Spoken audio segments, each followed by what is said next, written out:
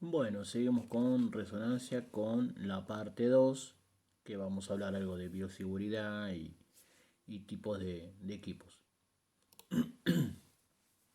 Con respecto a los tipos de magnetos, vamos a tener los permanentes, los resistivos y los superconductores.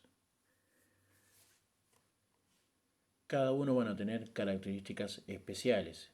Los permanentes no necesitan enfriamiento, porque no necesitan corriente eléctrica para mantener el campo magnético homogéneo, a diferencia de los resistivos, que sí necesitan corriente eléctrica para formar un electroimán.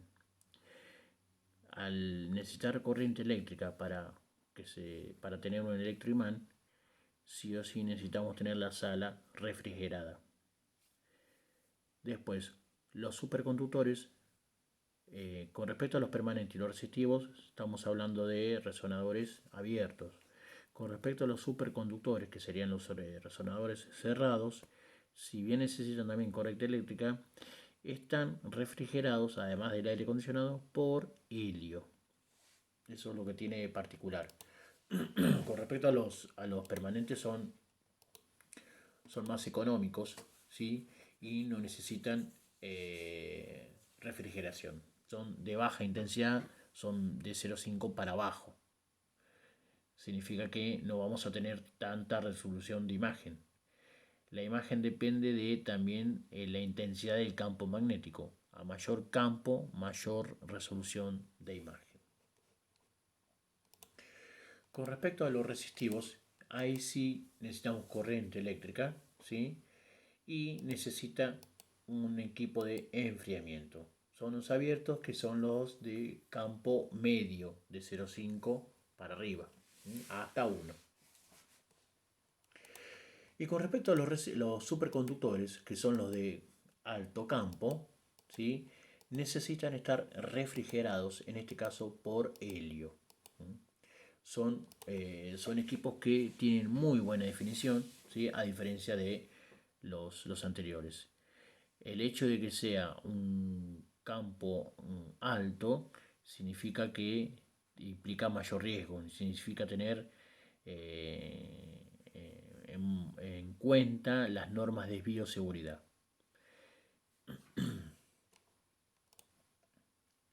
Con respecto a los tipos de resonadores, ahí tenemos. Lo que vimos recién son los tipos de magnetos. Lo que vamos a ver ahora es los tipos de resonadores. Tipos abiertos, son estos, y cerrados. Con respecto a la camilla, la diferencia entre el abierto y el cerrado: el abierto, la camilla no baja, siempre queda a la misma altura. Lo único que hace es entrar o sale. En cambio, el cerrado tiene la posibilidad de bajar casi hasta, no hasta ras del piso, pero casi hasta ras del piso la camilla. Después de la altura, llega hasta una altura límite. Esa es la diferencia. Acá vemos un cerrado, ¿sí? Y el helio, acá tenemos la chimenea por donde se libera el helio en caso de que haya que apagarlo. Estos equipos no se apagan, ¿sí? El día que se apaga no sirve más. Y la única manera de bajar el campo magnético es liberando el helio, que ya vamos a hablar qué pasa cuando se libera el helio. Ahí tenemos otro abierto, dos modelos con una entrada frontal, y acá tengo otro resonador con una entrada lateral. Los dos son abiertos. Otro más, lo que yo le decía, un cerrado, donde la camilla puede bajar casi hasta ras del piso, ¿sí? Y es más cómodo, a diferencia del abierto, que solamente tenía una altura. Pero de todas maneras siempre quedaba un poquito más bajo que el cerrado. Acá al costadito, lo que ven acá serían, ahí tenemos a tener el trigger cardíaco respiratorio. Vamos a tener el llamador, donde se le da al paciente para que nos avise si se siente mal, ¿sí? Todo colgadito a un costado. Una vista frontal de un General Electric. Y vamos a hablar de lo que es vacío de flujo. Con respecto al vacío de flujo, recuerden, en resonancia, todo lo que no tiene información, o sea, todo lo que tiene poca agua o está en movimiento, no vamos a poder detectarlo o lograr alguna imagen, ¿sí? Si no hay manera, no hay protones para excitar. ¿Sí? Entonces, vacío flujo son las estructuras que tienen poca agua o están en movimiento. Siempre hablando de las secuencias T1, T2 y densidad protónica. Un ejemplo, los vasos como están en movimiento lo vamos a ver hipointensos. Todo lo que es vacío flujo es hipointenso. Otro ejemplo claro, el cálculo. El cálculo no tiene líquido, por consiguiente es hipointenso. El aire no tiene líquido, es hipointenso. La hemosiderina tampoco tiene líquido, son los pequeños coágulos de sangre, se ven hipointensos. El hueso cortical, la parte periférica del hueso, también es vacío flujo. Todo lo que es vacío flujo es falta de información. Se ve hipointenso en T1, T2 y en densidad protónica.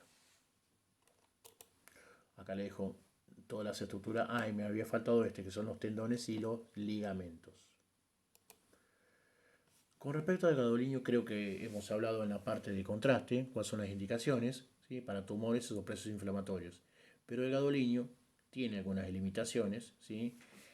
En pacientes embarazadas, por ejemplo, cuando se hace una resonancia de placenta, no se recomienda no darle contraste. En época de lactancias, recuerden que tenemos que decirle 72 horas sin amamantar, ¿sí? Pacientes alérgicos, eso se consulta con el médico. Y la única patología que no se inyecta contraste endovenoso en resonancia es la fibrosis sistémica nefrogénica, ¿sí? Un estadio crónico ya del riñón donde no filtra nada. Siempre el gadolinium va en la secuencia T1. La función era refuerzo y aumento de la intensidad. Realza la imagen, la deja bien blanco y demuestra cómo se comporta, de qué manera se realza una estructura, ¿sí? Las contraindicaciones para una resonancia. No todos los pacientes pueden ingresar a un resonador.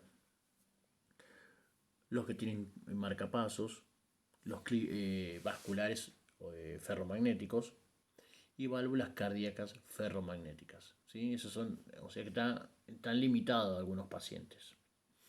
Pacientes que tienen implante coclear, pacientes claustrofóbicos. El paciente es claustrofóbico porque al estar nervioso se va a mover y cuando se mueve la imagen sale con ruido. Significa que no tiene información, entonces sale borrosa. Bueno, esto ya creo que hemos hablado bastante cuando dimos contrastes, pero siempre no está de más remarcarlo otra vez. Lo más importante, la dosis, ¿sí? Siempre es 0,2, no más de 0,3. Más de 0,3 ya es nefrotóxico.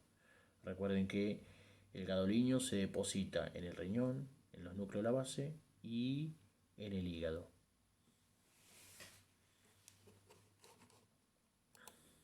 Ahí tenemos una resonancia, un T1 con contraste endovenoso no iónico. ¿Cómo me doy cuenta que tiene contraste? Por dos estructuras. La glándula, acá tenemos el seno esfenoidal, tenemos la silla turca y tenemos la fosa hipofisiaria. En la fosa hipofisiaria encuentro la glándula hipófisis. La glándula siempre con contraste va a estar blanca, si no va a estar gris. ¿Sí? Es hiperintensa con contraste, isointensa sin contraste. Y la otra estructura, los vasos. Observen acá, el seno longitudinal superior. Yo le dije a ustedes que los vasos en T1 y T2 son negros, son hipointensos. Si yo lo veo blanco, tiene contraste. Entonces, ¿cómo me doy cuenta que una resonancia tiene contraste? Con un T1, glándula hipófisis hiperintensa, vasos hiperintensos. Así de sencillo. Bueno, acá tenemos una muestra de lo que es el gadolinium, la presentación, a diferencia del yodo que viene en 100 centímetros cúbicos, ¿sí? Ahí tenemos la diferencia de una resonancia. Todas son en T1. Observen, esta es sin contraste. Se alcanza a visualizar algo acá, pero no define. Es isointenso en la imagen. Isointenso significa que esta imagen se confunde con el parénquima cerebral. Bien, observen, le damos contraste y observen. Realza, ¿sí? Y aumenta la intensidad de la imagen. ¿Sí? O sea que me queda bien blanco y me delimita y me dice cuál son la región que está afectada, cuánto ocupa, ¿sí? Cuánto es la extensión. Por eso acá con esta imagen demostramos perfectamente cuál es la utilidad del contraste endovenoso. Con respecto al manitol, que es el contraste oral, ¿sí? Siempre se puede, cuando le damos contraste oral, lo podemos estudiar en T1 y T2. ¿Sí? En T1, es más, en T1 lo podemos también utilizar con contraste. Aparte del contraste oral, le podemos dar contraste endovenoso. Recuerden que valora la mucosa intestinal. ¿Sí? Realce de las paredes. Cuando dice realce, acá dice realce parietal, realce de las paredes. Eso es lo que te permite ver las paredes de la víscera hueca con claridad, tanto en T2 como en T1. En este caso vemos que el T1 tiene contraste, observen los vasos acá y observen la intensidad del hígado. El hígado en T1, ¿sí? Es isointenso, el hígado en T2 es hipointenso. Vejiga blanca, vejiga negra, hiperintenso, hipointenso.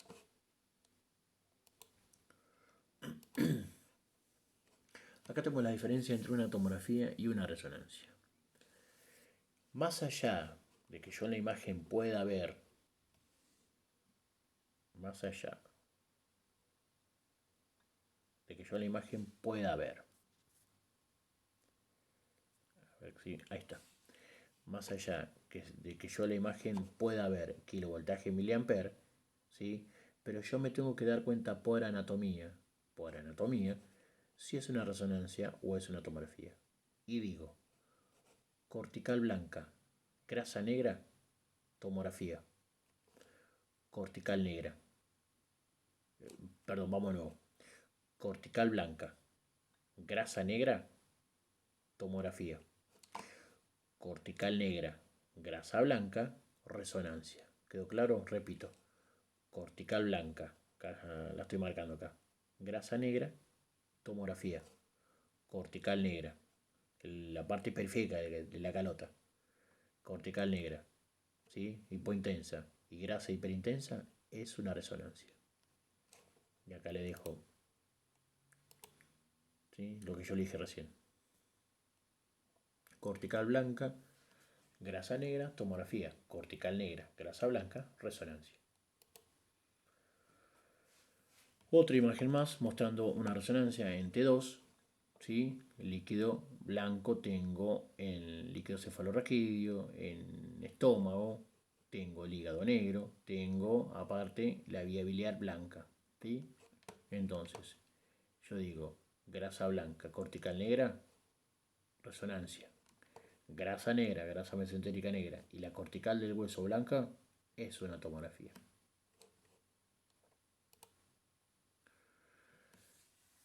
Nosotros tenemos un pequeño problema de resonancia que es los movimientos involuntarios, son los movimientos que uno no puede controlar, como por ejemplo los movimientos respiratorios, el peristaltismo de las vísceras huecas, los latidos del corazón, no hay manera de controlarlo. No hay manera de decirle al paciente que por 20 minutos o 40 minutos que dura el estudio, que deje de respirar o que no lata el corazón. Entonces, para eso tenemos unos dispositivos, ¿sí? ¿Qué se llama? Son las secuencias de gatillado, el trigger, ¿sí? Bien, el gating también, gating o trigger. ¿Qué te permite hacer esto? Envía el pulso de radiofrecuencia en el momento en que el corazón, ejemplo, si es el cardíaco, en el momento que el corazón se está llenando de sangre, o en el momento de la inspiración. Quedó claro, en el momento que menos movimiento tiene, que lo lee, tiene que estar monitoreado, que lo lee, hace que está está inspirando o está cargándose de sangre, no está tanto en movimiento, hace el pulso de radiofrecuencia. Y estos serían los dispositivos. El de arriba sería el respiratorio, el de abajo sería el cardíaco. Es como un monitoreo que hace. Bueno, ahí tenemos imágenes de lo que se puede lograr en un resonador. Ahí tenemos un axial de hombro, una rodilla, un coronal de rodilla, un sagital de pie, un sagital de rodilla y un frente de mano. Otro estudio que se puede hacer con equipos cerrados, ¿sí? Una cardioresonancia, ¿sí? Para estudiar las válvulas, y una resonancia de placenta. Otra resonancia, acá tenemos un axial T2 con supresión grasa. Esto es un axial T2, ¿sí? Grasa blanca, ¿sí? Líquido blanco es un T2. Pero acá yo tengo grasa negra y líquido blanco. Esto es un T2 con supresión grasa. Ahí tenemos una pelvis de hombre, ¿sí? Un T2.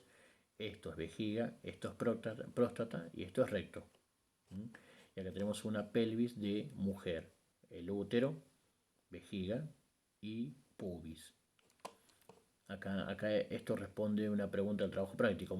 ¿Cómo se ve qué intensidad tiene el endometrio en T2? Esto es un T2. Observen, de afuera hacia adentro sería perimetrio, miometrio, endometrio. El endometrio es una capa serosa, tiene líquido. Entonces es hiperintenso. Otra imagen más de columna, ¿sí? Una columna cervical, un axial, y acá tenemos en sagital un T2. Otro estudio que se hace por resonancia es el ángulo pontocerebeloso o el conducto auditivo interno. Es territorio de resonancia el conducto auditivo interno porque tiene líquido. Recuerden que el conducto auditivo interno está formado por el caracol, conductos semicirculares y vestíbulo. Son estructuras huecas donde transcurre el líquido, la endolinfa y la perilinfa. Al tener líquido vamos a tener información en resonancia. No así con el oído medio. El oído medio no es territorio del cerebro de la resonancia, es territorio de tomografía, porque la caja del tímpano tiene aire, y si tiene aire es vacío flujo. Otra estructura que se puede estudiar por resonancia es la glándula hipófisis. De hecho es territorio de la glándula hipófisis, la resonancia. Salvo que haya una contraindicación, se estudia por tomografía, pero no es lo mismo.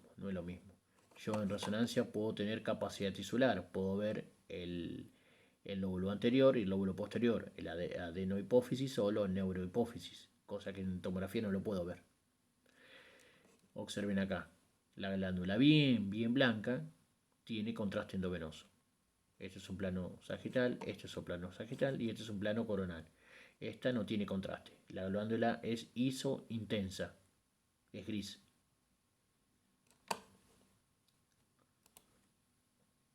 La angio, acá tenemos dos angios, una de la aorta y otra de las ilíacas, ¿sí? Que recuerden que tiene mucha sensibilidad a la resonancia para estudiar los vasos. Otra imagen más de los senos venosos y el polígono de Willis, que ya vamos a llegar a la parte vascular en el encéfalo. Y por último, bioseguridad. Con respecto a bioseguridad, ¿sí? El personal que tiene que estar involucrado en bioseguridad, desde el personal de limpieza hasta el operador, tiene que estar involucrado en bioseguridad. Generalmente en las salas de resonancia vamos a encontrar estos carteles en las puertas del resonador. Otro más, carteles amarillos. Recuerden que los carteles amarillos son de prevención. De no entrar con los tubos de oxígeno, el material de limpieza que no sea ferromagnético, ¿sí? Igual la camilla con la silla de ruedas. Y bueno, con respecto a las contraindicaciones, todo lo que sea prótesis metálicas, ¿sí? Paciente embolizado. El paciente embolizado generalmente la embolización se hace con un material metálico, por eso no se hace resonancia. Con respecto al stent, recuerden que tiene que esperar 8 semanas, ¿sí? Para que se forme la fibrosis alrededor del stent. Paciente con claustrofobia no, porque se mueve. Los neuroestimuladores no, porque no se le puede sacar el neuroestimulador porque va a empezar a moverse. Marcapasos, bueno, hoy por hoy se están haciendo marcapasos habilitados para entrar en resonancia, pero tienen que organizar el turno de la resonancia con el técnico del marcapaso para que lo pueda configurar. Implante coclear no, porque el catéter que va desde la parte externa hasta el conducto auditivo interno es de metal. El catéter en un implante coclear se estudia por estándar, hoy por hoy, que es la Schuler 2. O se llama Schuler 2 o transorbitaria bilateral, cuando es el implante coclear bilateral, y si el implante coclear es unilateral, se estudia con Stenberg, que es la unilateral de oído interno. Y recuerden que siempre, generalmente viene con el certificado de implante. Cuando tiene alguna prótesis, se le pide el certificado de implante porque ahí dice qué tipo de prótesis es la que se implantó. Las indicaciones para el ingreso al paciente. Recuerden, se le retira todo objeto metálico, todo. Con respecto a los tatuajes, recuerden que los tatuajes están hechos con partículas de hierro y a veces no es que se lo va a sacar, pero a veces va a estar un poquito con calor en esa región. Estamos hablando si es un resonador cerrado. La ropa, si es de material sintético, tiene que quedarse en el cambiador. Para eso está la bata, porque a veces interfiere en la imagen.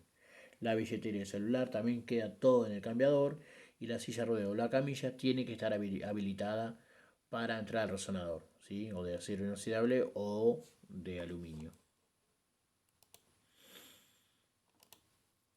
Bien, ya dijimos esto. Siempre se busca la comodidad del paciente. El cable y la bobina no debe tocar al paciente. Utilizar elementos no ferromagnéticos cuando se ingresa a la sala, ¿sí? Ya sea alguna lapicera, un anillo, algo, un arito que pueda ser ferromagnético. Así que eso hay que tener cuidado cuando se entra a la sala. Cuando es una sala, cuando es una sala de resonador abierto, no es tanto lo que te va a absorber, pero sí un resonador con equipo cerrado, sí eh, es peligroso entrar con algún objeto punzante. Más que nada puede lastimar al paciente. Darle los protectores auditivos, ofrecerle los protectores, porque tiene que estar en un abierto, tiene que estar un 40 minutos escuchando los golpes de las bobinas. Y el intercomunicador para que el paciente, en caso que le pase algo, nos llama automáticamente. Con respecto al cage, recuerden que la única manera de bajar el campo magnético de un equipo cerrado, la única manera de bajarlo es liberando el helio. La liberación inmediata del helio se llama quench, pero si se libera, automáticamente el equipo no funciona más. Solamente se hace si el paciente está en riesgo de vida.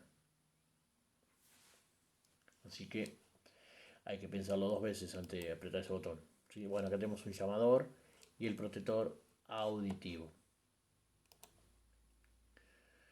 Recuerden que, repito, todo el personal del servicio tiene que cumplir las normas de bioseguridad. Bueno, ahí tenemos una silla rueda atrapada en un resonador abierto, cerrado, perdón. ¿Sí? Miren la potencia, observen acá, yo tengo 1, 2, 3, 4, 5 personas tratando de sacar una silla de ruedas. No hay manera de sacarla en la silla de ruedas. No hay manera de sacarla. La única manera de sacarla es bajando el campo magnético. ¿Cómo se baja? Liberando el helio, haciendo un cage. ¿Sí? Pero el equipo no sirve más. Por eso están tratando de sacarlo, pero si despegan la silla de ruedas, rompen el equipo. Y acá pasa lo mismo. Observen la potencia que tiene el resonador. ¿Sí? La única manera de sacarlo de acá sería liberando el helio. Observen el tubo de oxígeno. Si en el trayecto había un paciente, el daño que le puede causar. La única manera de sacarlo acá es bajando el campo magnético. O sea, se rompe el equipo. Otra silla de rueda acá. Y acá por último, para terminar, la aspiradora. Por eso yo les decía a ustedes que tiene que estar instruido el personal que se encarga de la limpieza del servicio, tiene que estar instruido. ¿Sí? Tiene que saber con qué material entrar a una sala de un resonador. Más si es un resonador cerrado. Bueno, con esto terminamos la segunda parte.